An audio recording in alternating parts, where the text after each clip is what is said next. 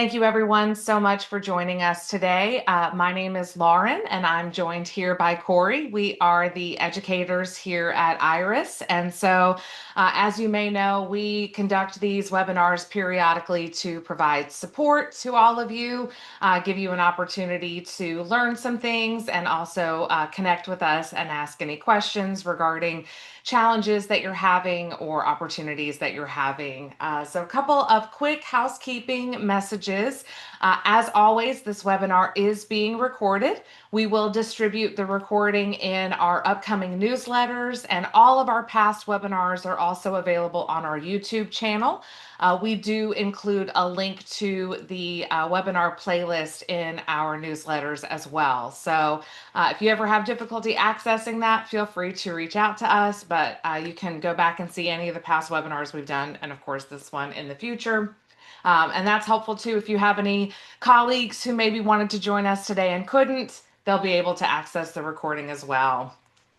Everybody is on mute, but there is a question and answer, a Q&A box at the bottom of your screen. If you have questions throughout the webinar, please feel free to put those in that Q&A box. We will be answering them throughout the session. If we're unable to get to your question, or if perhaps your question is a little bit more specific to your organization, we'll follow up with you after the webinar. So please don't hesitate to put those questions in there for us. We're happy to answer those today. All right. Our webinars, we conduct them on different topics to kind of support different aspects of your program and your workflow. Today, we wanted to dive in a little bit more on workflow optimization and best practices. The goal of this session is to give you some different suggestions on how to optimize your workflow. Every organization, every clinic is different. Every user is different. Some of you are in primary care. Some of you are going into patient homes. So not everything we discuss today will apply to all of you, but we just want to give you some broad suggestions. And as a reminder, if you have a workflow that's not working for you, you're welcome to change it, right? So one of the jokes I make when I'm training a new clinic or a new user, the good news about the workflow is it's totally customizable. The challenge with the workflow is it's totally customizable, right? So don't be afraid to try different things. That's kind of the goal of our session today. Give you some best practices and maybe some new things that you haven't yet tried. All right, let's talk about what we're doing before we ever start to perform the exam. And I'm going to go ahead and stop sharing for now. The first thing to remember is who we're performing the exam on. So, Corey, who is eligible for this exam? They have to be over the age of 18, type 1 or type 2. Prediabetes does not normally qualify for insurance, but if they are self-pay, you could do that. But type 1, type 2, they don't have to have complications or anything. They just have to have a diagnosis of one of those two, as well as being over the age of 18. Absolutely. Anyone who has a diabetes diagnosis is eligible for this exam. They are indicated for this exam. And the reason that we're performing this exam at point of care is nationally less than 50% of people who have a diabetes diagnosis are receiving this exam. Corey, what happens if someone gets diabetic retinopathy?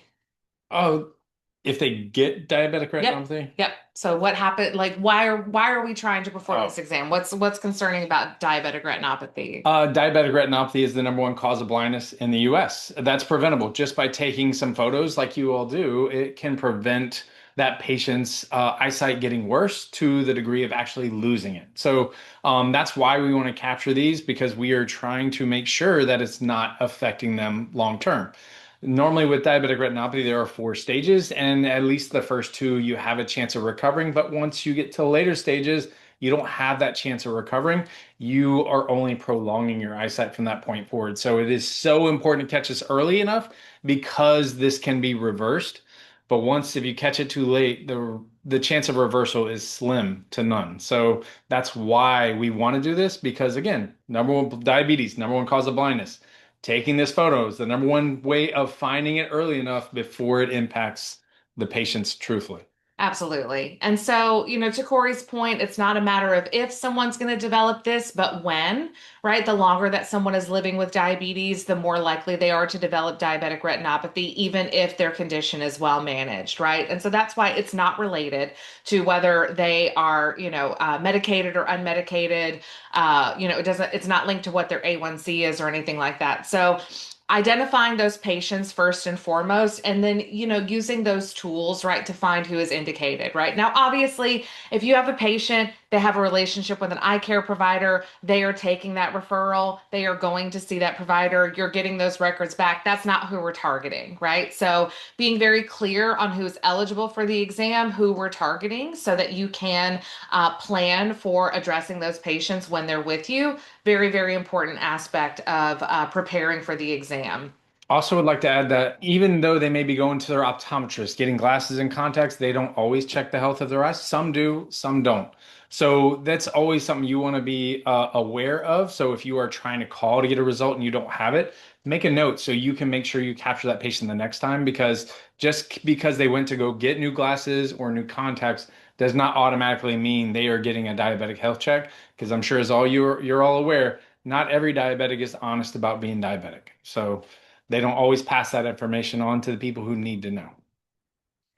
All right. Another kind of aspect for preparing for the exam is understanding, what your current compliance rates are, and if your organization has a goal, what it is that they want you to be at. So one of the things I always say, you can't measure what you're not tracking. And so, if you're at 50% and your goal is 60%, right, that gives you something that you can measure, something that you can track. And one of the things that Corey and I always like to talk about is if you do one exam a day, right, that adds up quick. So it doesn't have to be necessarily a big undertaking every single day. But if you're identifying those eligible patients and if you know where you're at, then you can take those kind of small steps.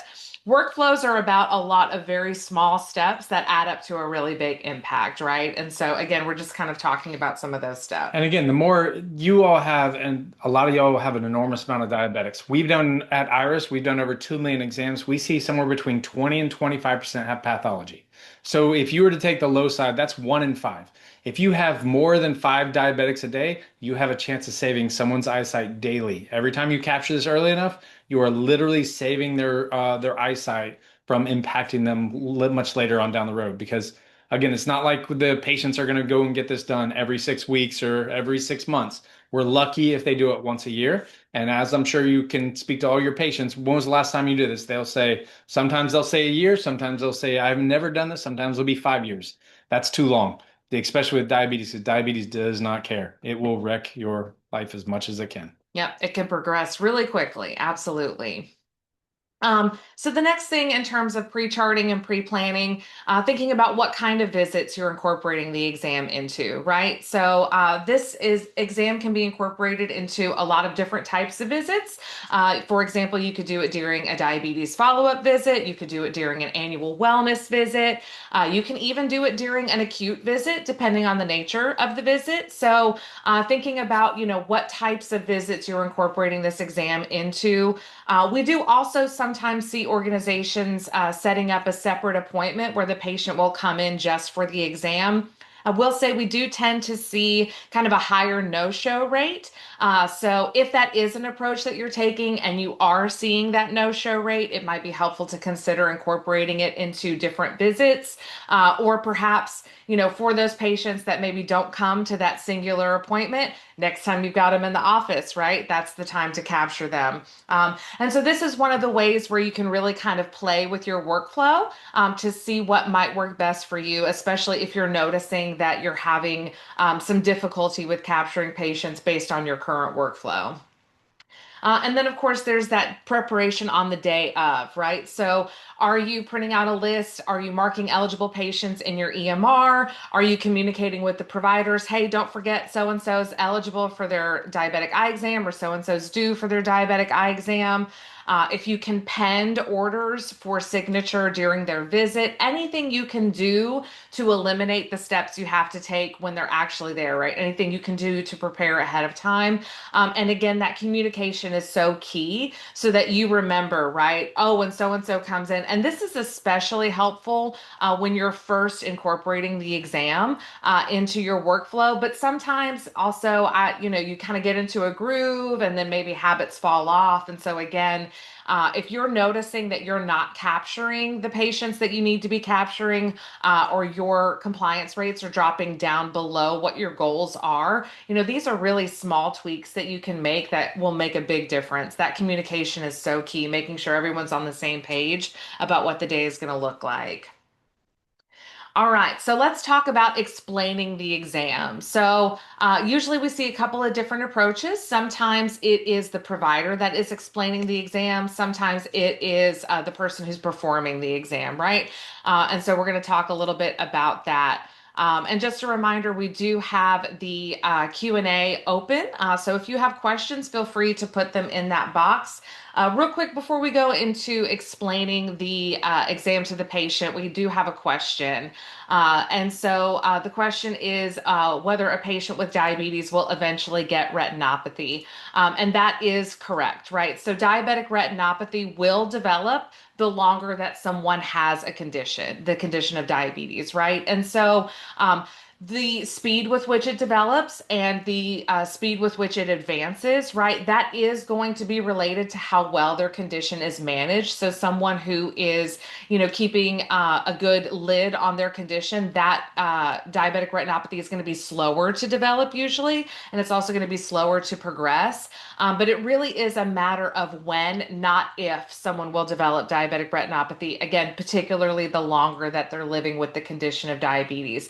That is why this exam is indicated for every calendar year, because it is so important to have an understanding of that person's eye health so that when diabetic retinopathy starts to develop, it can be, we can keep an eye on it, right? And so, again, that's why it's not tied to any other types of factors. It's not related to their A1C or anything like that. Anyone who has diabetes needs to be having this exam done every calendar year. Sometimes some health organizations, it might, if they have a negative finding for diabetic retinopathy, that might satisfy the care gap for 2 years. But again, it's still a regular exam that needs to be being performed at specific intervals to make sure that there's a good understanding of that patient's eye health. Great question. Because your diabetics, they don't always listen, they don't always do the right things all the time. So it's something that you are taking one snapshot. Now, could they have had diabetic retinopathy and then they've recovered and then they don't have it in that snapshot? Yes. But what if you took that one snapshot and you found it, and then they can understand that they need to make some additional changes to correct that and to make that heal? Very important at getting at least once a year, because again, you're just taking that one snapshot, and some of that could be luck because it could have already healed if they had it previously, and some may not. It's always best to do this at least once a calendar year. That's a great point. Yeah. And so, one thing to remember is this is also a call to action for the patient, right? The blood vessels in your eyes are very small. So, It's diabetic sensitive. retinopathy, when it starts to develop, right? But that is an indication of what's going on in the body, right? And so, if there's damage to the eyes, that is an indicator that there will be damage to other parts of the body. And so, Corey just made a great point. If someone does get a diabetic retinopathy diagnosis, that is a call to action for them, right? To be able to manage their condition to help stop the spread of damage. And if it's caught early enough, right, it can even be reversed. And so remember, diabetic retinopathy is not, it doesn't have to cause blindness. Blindness from that condition is 95% preventable with early detection and treatment. And so again, that's why this is such an important preventative screening, because we want to catch those people when they're at the early stages, when it's easiest to treat and address. And also, not only easiest, it's cheapest, right? Because just simply maybe tuning up their medication, maybe some diet exercise can correct this. But once they get to the later stages, it gets exponentially more expensive because then they may be getting injections in the eye with medication. Those get expensive. So insurance companies, the payer, everybody wants to not get into that realm. They would much rather be in the realm where it's just maybe some diet and exercise. Again, I don't know about you. I don't want to shot my arm, much less my eyeball. So Absolutely. A couple other questions on this same vein. Someone else asked, if a person is pregnant after birth, does their risk go away? And so, there's a lot of factors that come into play. So, if someone develops gestational diabetes, it is helpful, right, to monitor their eye health. Their risk doesn't necessarily go away just because they give birth. And it's my understanding that it's important to continue to monitor that person even after they give birth to ensure that there is no kind of lingering effect, and to monitor their condition too to see if the gestational diabetes does resolve or if they are going to continue to have that condition. So it is not as simple as they give birth and then their risk goes away. That is one of the reasons that it's important to continue to monitor people even after they give birth. So great question on that.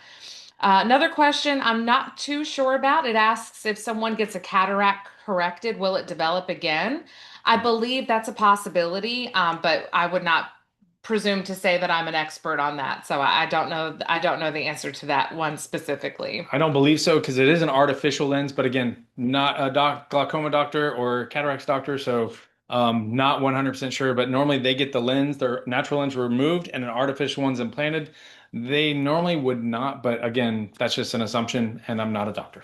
Yeah, absolutely. So one of the things to remember, right? Neither one of us are doctors, so we have a lot of knowledge about performing this exam at point of care. We're certainly subject matter experts when it comes to the cameras that you can use and all of that good stuff. But there may be times where we don't necessarily have the answer to the question that you're asking, particularly when we're getting kind of into more specifics around conditions that people have and the treatment for those conditions. So. But if you want, we can follow up. We can certainly ask our CMO as well to see if we can get a little bit more information on that. So, great question so far. All right. So coming back to explaining the exam to the patient, we are, trying to make sure that they have a good understanding of why we're doing what we're doing and what we're doing, but we also don't necessarily need to get very detailed or kind of in the weeds. And so this is another place where you can make sure that you're being thorough without necessarily having to spend a lot of time. So Corey, when you're talking to the patient about the exam, how do you approach that? I like to be kind of provide them information but be vague, right? So like whenever I always like to talk about three things: what I'm doing, why I'm doing, and how I'm doing it. And I prefer to do this in a dark room because number one, that darkness is going to help with dilation, but it also makes that patient more comfortable. So what are we doing? I describe what this exam, hey, what we're doing today is we're just checking your eyes to see if diabetes has affected your eyesight, right? Very vanilla, very plain.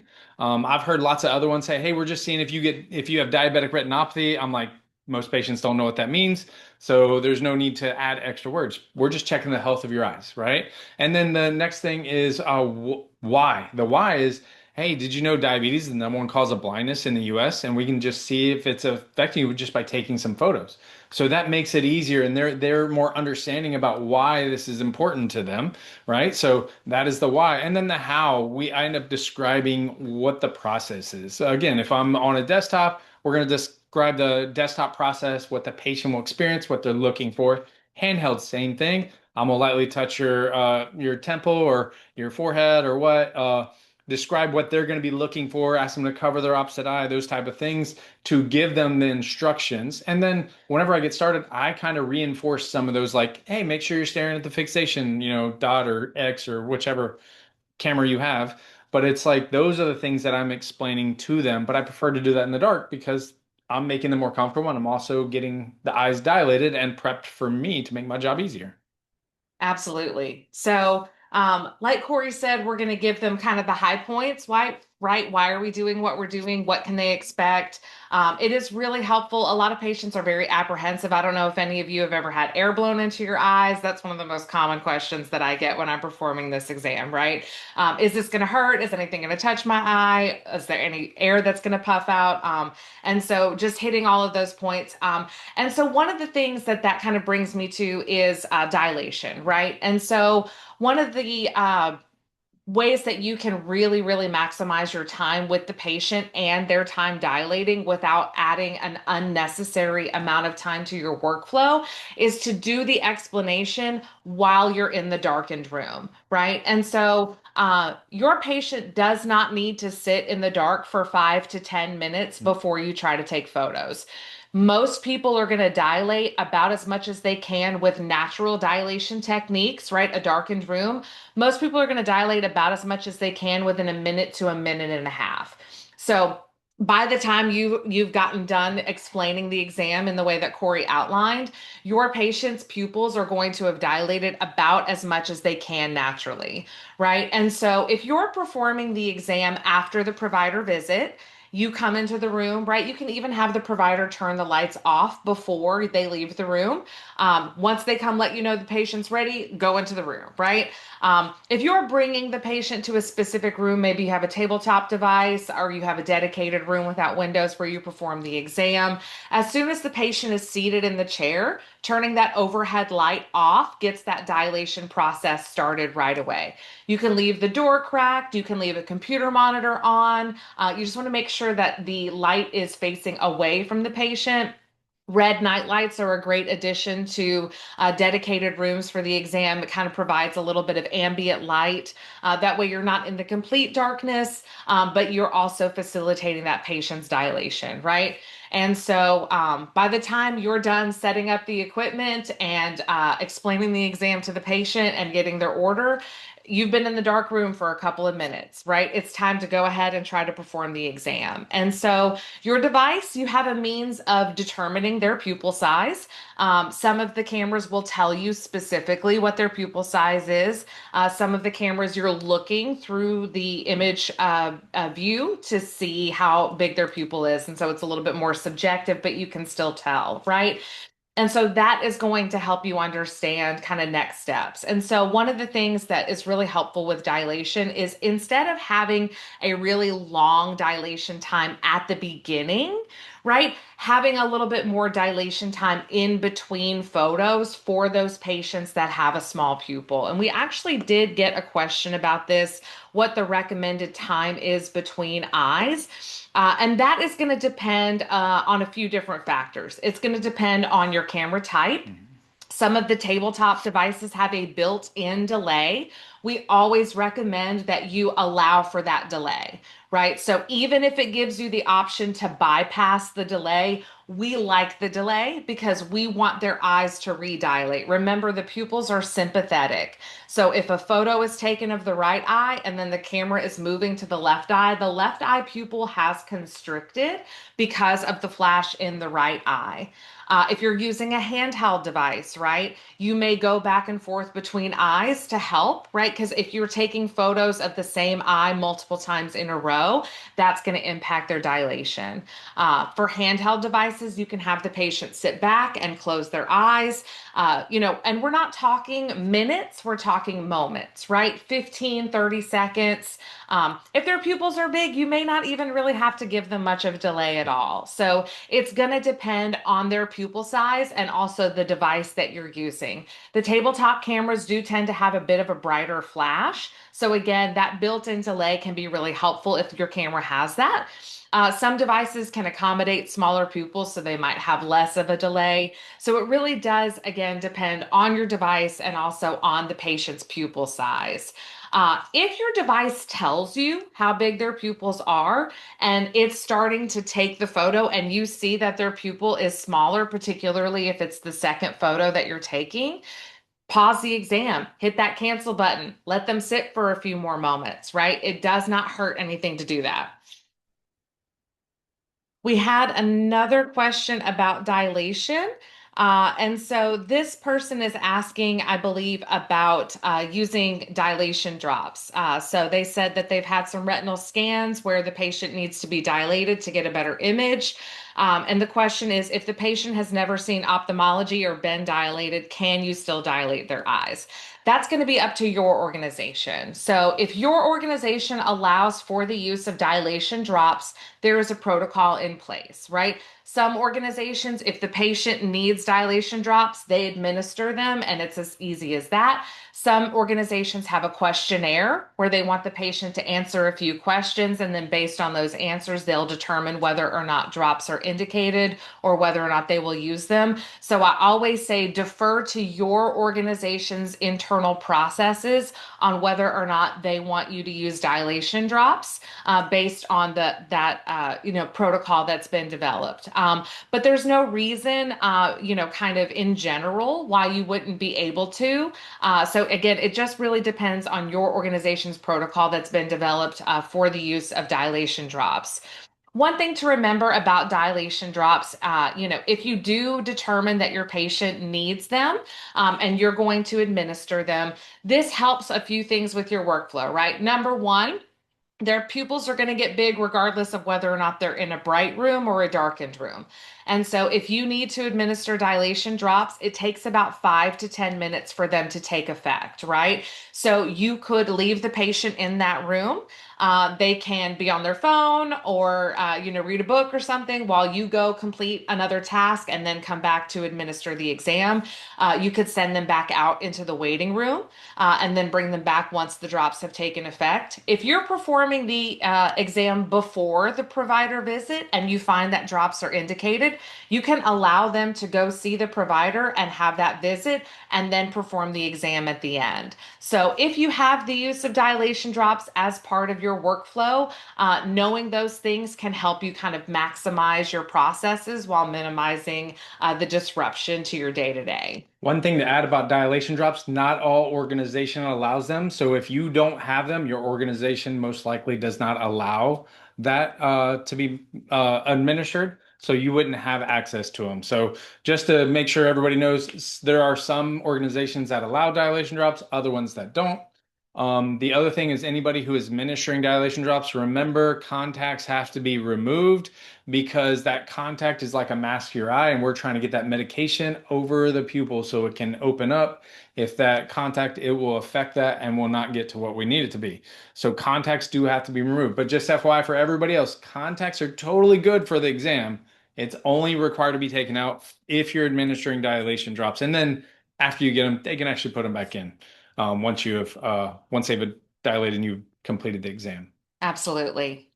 Another question on the use of dilation drops. The person is asking if the patient has glaucoma or another eye condition, can they still be dilated? Again, that's going to be according to your internal protocol, right? So some organizations, if the patient has a history of glaucoma, they allowed for dilation drops. Some do not.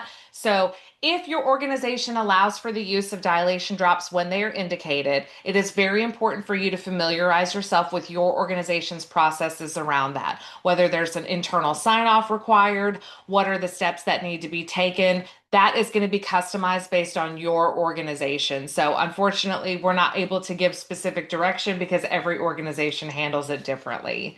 As Corey mentioned, some organizations have the use of dilation drops, some do not, right? So, if you are using natural dilation techniques only, that darkened room is going to be your best friend. That time in between eyes is going to be really helpful because those natural dilation techniques are the only tools that you have at your disposal.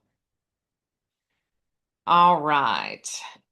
And so again, I just want to reiterate, right? The time prior to the exam for dilation does not need to be longer than a few minutes, right? 1 to 2 minutes, and their pupils are going to be about as big as they can be. So again, if you are adding a 5 to 10 minute time frame for dilation prior to performing the exam, that is not required. And this is a place where you can really, really cut that workflow down. I've visited a lot of clinics as part of follow-up training or refresher visits where, they have told me, well, we're having the patient sit in the dark room for 10 minutes before we try to perform the exam, and it's a very cumbersome process. I agree, right? And it's not necessary. It's not meaningfully impacting their dilation. So, if this is a part of your process, this is one of those places where you can really, really maximize your workflow optimization because you can just cut that out, right? Because it's not necessary. All right. Question about whether the red light is a good to use for dilation. So, the red light is actually for you. The red light is to allow you to have ambient light in the room. The red light does not facilitate dilation. It is just the light that is least impactful to dilation. So, red light, while it still can impact dilation slightly, it's the light that's least likely to impact it, especially if it's not in that patient's field of view. So the red light is more so that you have some light in the room so you're not in the complete and total darkness. But it's not facilitating the patient's dilation, right? And so, as I mentioned, you can have the door slightly cracked, you can have a computer monitor turned on as long as it's facing away from the patient. Any ambient light that you have in the room, even that red light, you want to make sure it's not shining directly in the patient's face, right? Because that can start to impact that patient's dilation, even if it is the red light. And just remember, if you're in a dark room and there is a light, your eyes are drawn to that. Same thing for your patients. If there's a light that is in that dark room that is they can see, their eyes are going to naturally be drawn to it because their eye wants to be able to see and they need that light to see. So for that red light, one of the things I like to say is, hey, if you have a power plug behind, put it behind your patient so it illuminates your patient, then you can see and they're not staring at it. But they're also getting some of that illumination to make them more comfortable, right? But also, again, it doesn't accelerate dilation. It just lets you see a little bit faster because you are dilating along with the patient, and that red illumination can help you start seeing faster than just you trying to naturally dilate in a dark room waiting to see. Absolutely. Speaking of the red lights, we've got a question on how to obtain one. Iris can send you a red light. If you need multiple red lights, you can order them on Amazon. They've got packs where you can buy like a pack of four or a pack of eight of red night lights. But if you need, we usually send these out as part of the implementation process. So you may have one in your clinic in that box that you got of supplies when you first went live with us. But if you can't find your nightlight or you don't have one, please let us know. We're happy to send one out to you. And again, some clinics, they like to put a red light, nightlight in all of the rooms. And so you can purchase those, like I said, on Amazon. We've got some links that we can send to you for recommendations if that's something else that you're interested in. All right. Okay, so the last thing I want to talk about real quick is familiarizing yourself with the image quality, right? So, one of the things that helps you be fast during the exam is knowing exactly what it is that you're looking for. Iris has a few different resources that we provide. We have image quality reference cards where you can see examples of different image quality opportunities and how to address them. We also have an image quality check card. And so I am going to share that real quick on our screen. And so this resource is one that can be requested from us. This helps give you kind of a quick method of determining whether your image is likely to be successfully interpreted, right? And so knowing what you're looking for with image quality is very important because it makes you fast, right? So all that we need is one good photo, right? A photo that shows all four parts of retinal anatomy.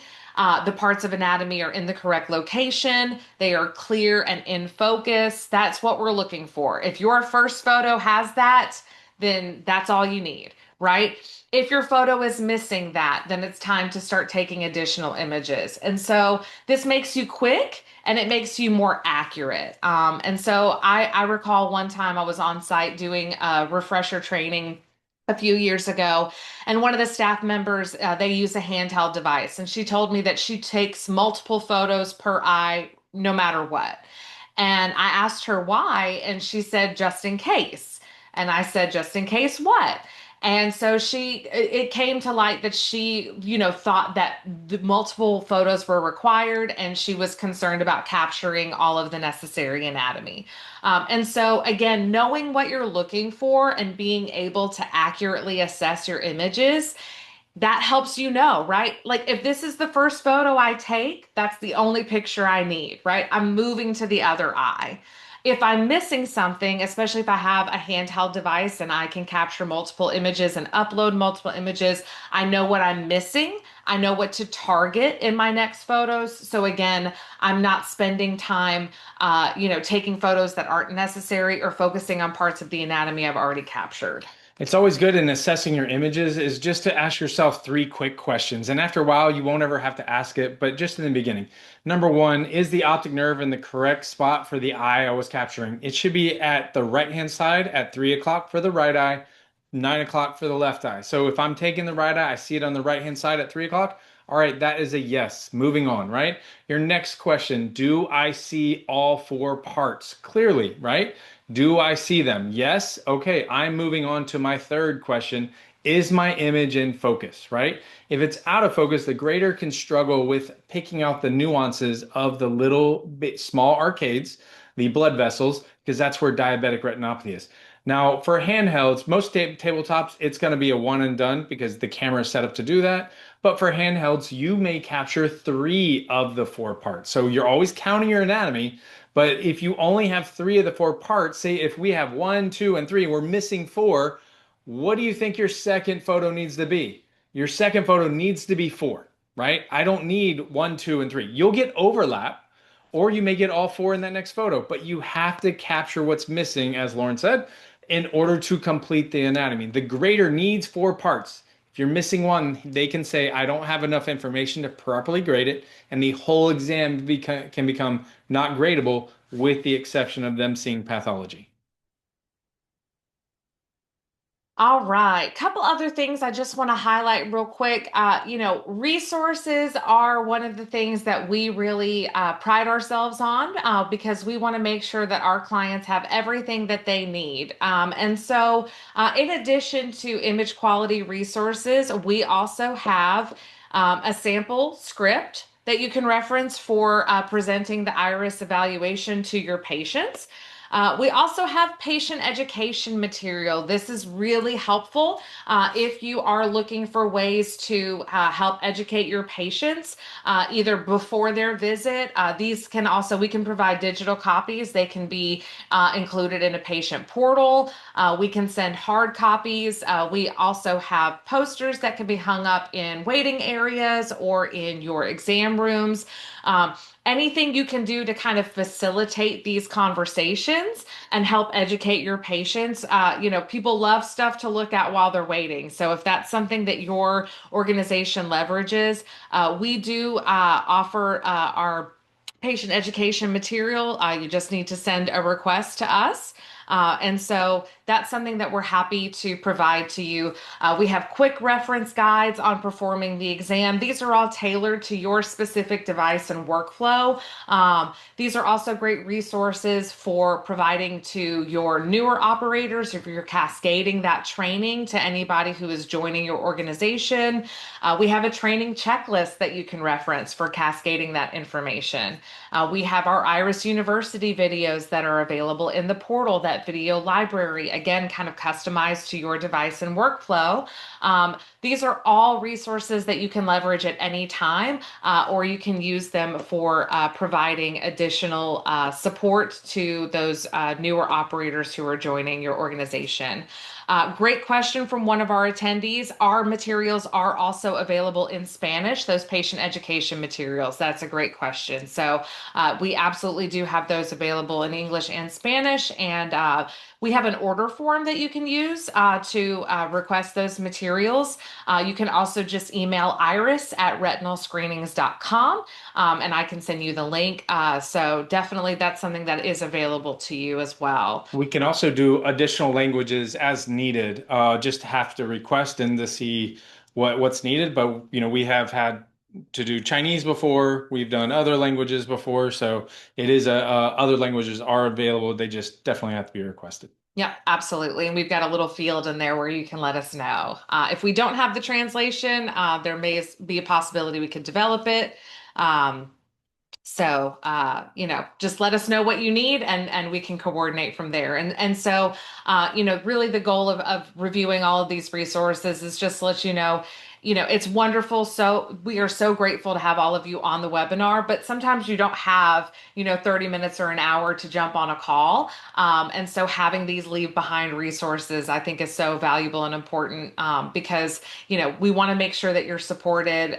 Sometimes, you're in that darkened room and you're trying to figure something out, and having a document that you can reference makes a big difference. So. We have another question about image quality. So this person says, sometimes the camera says that the image is not macula centered. Are these always non-gradable? That is a wonderful question. So this is one of the reasons that Corey and I are so diligent about helping operators understand how to evaluate image quality, because the camera feedback does not dictate gradability, right? So if the camera is indicating that the image is disc centered, or if it's saying other, right, that does not automatically mean that the photo cannot be successfully interpreted. There are a few factors to consider. Number one, those three questions that Corey mentioned are great, right? So if you can still see all four complete parts of anatomy, even if the macula is not directly in the center of the photo, or even if the camera is indicating that it doesn't think it's macula centered, if you can see all four complete parts of anatomy, that's a good start, right? If the parts of anatomy are in the correct location, if they are clear and in focus, then that image is likely to be gradable regardless of what the camera says. So if you have a device that's giving you feedback about the image quality, that feedback is nice to have, but that camera is not a determination of gradability. The other thing to remember is just because an image is not ideal does not mean it's not gradable. If your interpreting provider can see evidence of eye disease in the photo, that exam is still gradable, even if the images you uploaded were not ideal. So there's going to be times where your images aren't the ideal, but we would still say, hey, upload that exam, because we have seen countless exams where the images were not ideal, but because there was pathology in the photo that was identified, the exam was gradable. You're always smarter than the cameras. Don't let the camera's a tool. You are the user. You're always smarter than it. Don't let it tell you what you should know, right? If you ask yourself the three questions and you can answer yes to all of them, great. If you answer no to any of them, I'm just retaking another photo. Be it out of focus, and we'll take a whole new photo. If it's missing one part of anatomy, and we'll take another one of the missing one. So, I mean, you're just completing the anatomy as you go, but don't let the camera dictate you. If it says the camera you have would say sufficient. If it isn't sufficient, doesn't mean it's a bad photo. That's just the camera being trying to be picky. But I've seen many, many times where that is a perfectly gradable photo that says insufficient. And then I've even seen where it said sufficient and it wasn't gradable. So I've seen them both. And that's why I just don't even listen to the camera. I listen to myself. I'm assessing my image. I am smarter than the tool that I'm using to take a photo. Absolutely. Sometimes. All right. So we've got another attendee who says, our practice has recently been struggling with completing exams. Are there any other ideas besides communication and chart prep that can help us increase completed exams? That is a great question. So I do think Absolutely. it would be a little bit dependent on maybe some of the roadblocks that you're identifying. So obviously, Corey and I have given some kind of broad stroke suggestions on things you can do. I would evaluate the types of the types of visits that you're incorporating the exam into. It may be time to consider incorporating them into another visit type. If you're performing the exam at the end of the provider visit, maybe it's time to evaluate incorporating it in the beginning of the visit. Some organizations, some clinics, they will do it at the beginning of the visit for certain providers and at the end of the visit for others, or it might even depend on the day that they're, maybe one day everybody's kind of running behind. So being a little bit agile sometimes in your workflow, I think can really help. I think another thing that we didn't really focus on that is an important consideration is operator comfort. right? So if you've got newer operators who are having difficulty with the exam, right, there is a bit of a learning curve, particularly for those handheld devices. And so sometimes people get really disheartened, especially in the beginning, because they are taking a little bit longer to perform the exam than they feel like they should. And it is normal and natural for operators to take a little bit longer. It's just like any other process you've ever learned, right? There are things that you can do in your sleep now that when you first learned how to do them, they were challenging or difficult, right? And so if you are a newer operator or if you're working with someone newer in your location, it's important to remember that there is that learning curve and it's going to take them a little bit of time. And so I think empowering operators to take those exams, even when it takes them a little bit longer, so they can develop that comfort and proficiency is really important. Practice with the device, practicing on coworkers and on each other. Practice only takes 2 or 3 minutes, right? Grab a buddy, take a few photos of their eyes, move on with your day, right? But anything you can do to increase someone's comfort and skill, I have noticed that that can be a really big roadblock with exams. The other thing I would also say is, number one, don't make it optional. Make it a requirement. This is a part of their diabetic health. If you're like, do you want to get your eye exam? They're going to be like, nope, or I don't know what you're talking about. Nope, or I had glasses. I don't want. So I don't like to, number one, I don't like to call it an eye exam. I like to call it a diabetic health check because that changes the verbiage and changes what they think about it, right? The other thing is if you ask, there's patients who are going to turn it down. So don't ask, tell them this is required. You need this for your diabetic health to make sure everything's good. We need to do this. We have to do this. This is a requirement. So if you give them the option, the out, they're gonna take it a lot of times. Like I'm diabetic and I would be like, let's just do all the exams. Let's do them all now so I don't have to come back or do anything else, right? But other patients are like, nope, I turn everything now because I don't want to do that now, or I don't want to be dilated, or I don't want this. I was like, don't give them an option. Make it a requirement because it is a part of their diabetic health you're checking. If you do A1Cs, it's not like you're asking, do you want to get an A1C? Because they're probably going to say no. You're saying, hey, you're due for your A1C, and that's part of the path. They know that. So let's get that incorporated. Start making this a part of their diabetic health path. Well, this is a requirement. We need to do this because we have to check the health of your eyes. Yeah, I think patient education is a really important factor. And Corey raises a really important point about how we present the exam makes a big difference. Your patients trust you, right? They know that you are operating in their best interest usually, or usually they're trusting that, hopefully. Hopefully they're trusting that because you are. And so the way that you present this can be really important, helping them understand why this is so valuable, why this is so important. Again, coming back to those educational materials that we talked about earlier, if you have someone who is just really adamant that they don't want it, right, that's a great time to give them a handout. Hey, if you're not going to let us do it here today, this is why you need to have it done, right? Because at the end of the day, our goal is to close that gap so that the patient understands what's going on with their eye health. And so you have that gap closed, right? And so, if you are explaining to them the importance, helping them understand why this is so valuable, we don't want them to go blind, right? It's as simple as that. And so, again, like Corey said, the way that we're presenting it, how we're helping them understand why this is so valuable, I think is a really big factor. And just so you know, diabetics, they don't realize they're losing their eyesight until it's too late. It's when they realize it, they're on the wrong side of this. So that's why it's so important to be a preventative exam that we're just trying to capture early enough where they don't even realize it. But once they start realizing it's impacting their vision, they are on the wrong side of this, and there's probably no space to recover from. It's about prolonging, and you're on that long haul. Yep, absolutely. Coming back to what we were talking about, this is a preventative, right? Mhm. So if someone notices changes in their vision, they've usually progressed to a later stage of the disease where it is harder to treat. So we do have another question in the Q&A box. And so this person is asking about notes in the portal for the interpreting provider, whether notes are considered during the interpretation and whether or not they are helpful. And so what I'll say, notes are one of those things where we provide the capability for you to use them, but your interpreting provider doesn't expect them. And at the end of the day, they have to base their interpretation on what they see in the photos that you're uploading them or that you're uploading. And so while notes can provide helpful context for the interpreting provider to consider, at the end of the day, they have to base their interpretation on what they see in the photos. So notes are not required or expected. They are visible. The interpreting provider does view them as part of that order if they are added to the order. But again, they are not required or expected. So use your best judgment. You are certainly welcome to add notes. That's why we have that feature.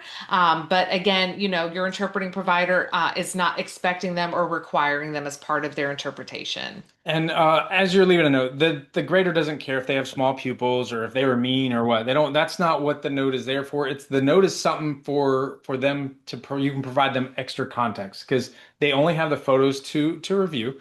I had one time I had a patient who was coming in who had cataract lens replacement 4 weeks earlier. When she was walking in, I noticed one eye was cloudy, like she was blind in it. Again, cataract patient. When she sat down, we were talking to her, and I asked her if she could see out of that. She said yes. Again, she had cataracts before, so I don't know how bad they were, but she said she could see fine, and that's probably because her other eye was compensating. But every photo that was taken of that eye was cloudy and hazy. So we left a note for the grader saying the patient had cataract lens replacement 4 weeks earlier, and that we observed her eye was cloudy, like she was blind in it, but she said she could see every photo we took was hazy. So the grader then took that as context, said thank you, and we're going to say this patient has pathology and refer her back out to the surgeon that had completed the cataract lens replacement. Because it was, I guess the only thing I could assume was that the lens internally was fogging over. I don't know how, but that's what it sounded like. So she needed to go get checked out. So that was just providing context to something that they would not see in the photo. All right. Coming back to a question that we got a little bit earlier. So the person is asking whether Iris University has a test for a person to complete to receive a diabetic retinopathy screening certificate. Iris University does not have that. So while you do get a certificate upon completion of Iris University, watching all the video modules, Iris University does not have that specific certification. All right. We have gotten so many great questions during this Q&A, and we are coming up on the top of the hour, so we do have a few more minutes. If you've not submitted a question and you have one, please feel free to do so. And one of the things we always like to highlight during these sessions is, we want to give you as many opportunities as you can to ask us questions during these sessions, but we are available to you long after the session ends. So if you reach out to us at iris@retinalscreenings.com, or if you have technical issues and you need support with your devices, or you need to troubleshoot something, you can reach out to our support team at support@retinalscreenings.com. We are available to you. This is not your only chance by any means to reach out to us. And so if you ever have questions about workflow or about technical issues, we are here to support you. We really want you to reach out to us if you need anything at all. Is it required to send photos of both eyes? Some patients I've had can only see from one eye, and I only send one photo of the good eye.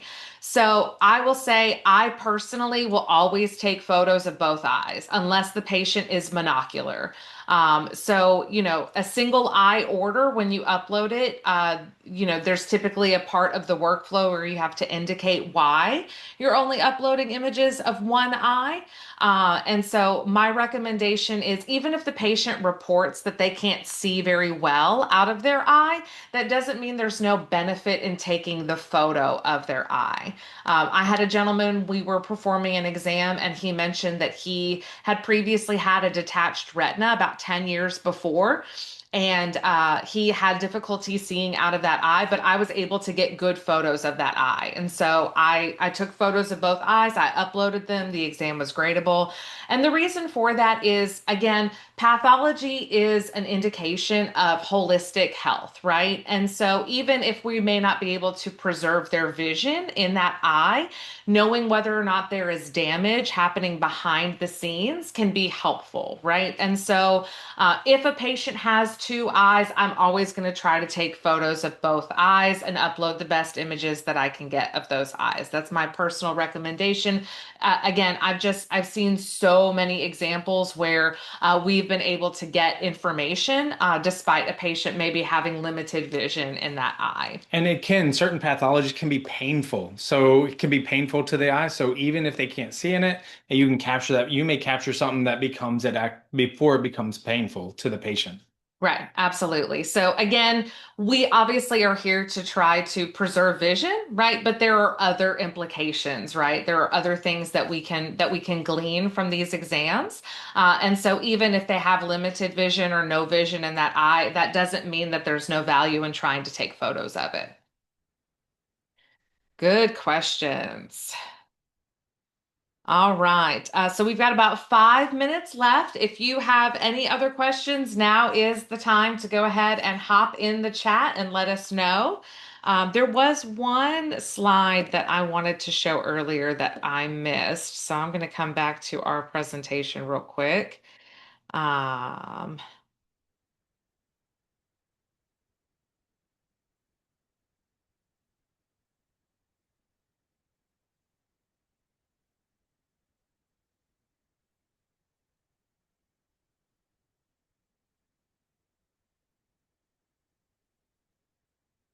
all right. So we have a resource on our website called the Vision Simulator. So this is a screenshot taken from the Vision Simulator that illustrates what it looks like for patients living with certain conditions. So the first of those conditions that we demonstrate is diabetic retinopathy. And so on the left-hand side, you can see the photo as a patient who has no pathology, no diabetic retinopathy. On the right, you can see what it looks like when they have damage at a critical stage of diabetic retinopathy. And so this is, one of the screens. One of the resources that we have on our patient education handout, we have that side by side to kind of show patients what they are, up against. Our patient education material also has a QR code leading to that vision simulator. You can view that on our website. It's a really helpful resource. We have a few other conditions illustrated as well, some of the more common findings in the exam that aren't necessarily diabetic retinopathy. Uh, and so I just always like to highlight that, it's what you're doing is making a very real impact on patients' lives, right? If you woke up tomorrow and you had less vision than you do today, or you had no vision, that would be a really big change in your quality of life. And so it's the same thing for the people that you're taking care of, right? And also for their family members and their friends, right? When someone loses their vision, there's a lot of downstream effects, in terms of treatment and the cost of it, but also other implications, right? They lose independence, they lose, quality of life because they've gone from being a person who had vision to being a person without it. And so every single exam that you perform, that is a chance to save someone's vision. And Corey and I have seen it so many times out in the field and with the people that we're supporting. So, I know it can be challenging. You're in the day to day and it gets very busy and sometimes very hectic. But this is a very real impact that you're making on people's lives. So, thank you for the work that you're doing. We really do appreciate you. And again, we are here to support you in any way we can. Absolutely.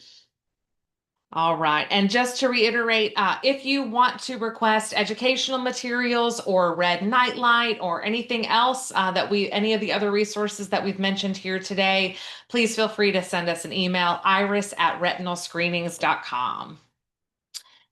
All righty. Thank you again so much for joining us today, everyone. And again, we are here to help if you need anything at all. Thank you again. Thanks, everybody. Have a good day.